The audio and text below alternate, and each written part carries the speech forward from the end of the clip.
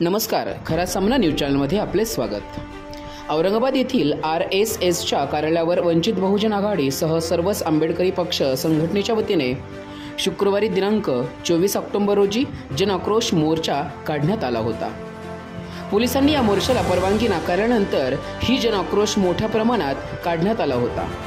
RSSच्या कार्यालयात भारतीय संविधानाची प्रत, देशाचा राष्ट्रध्वज व महाराष्ट्र पब्लिक ट्रस्ट ॲक्टची प्रत देण्यात आली, परंतु त्यांनी ते स्वीकारण्यास नकार दिल्याने औरंगाबाद शहराचे पोलीस उपायुक्त यांना देण्यात आले। यावेळी उपस्थितांनी संविधान जिंदाबाद, RSS मुर्दाबादच्या घोषणा देण्यात आल्या, अशी माहिती आमचे खरा सामना न्यूज चॅनलचे उपसंपादक संजय राजूरकर यांनी दिली। अशाच ताज्या नवनवीन घडामोडी जाणून घेण्यासाठी आमच्या खरा सामना न्यूज चॅनलला लाईक करा, सबस्क्राईब करा आणि शेअर करायला विसरू नका। धन्यवाद।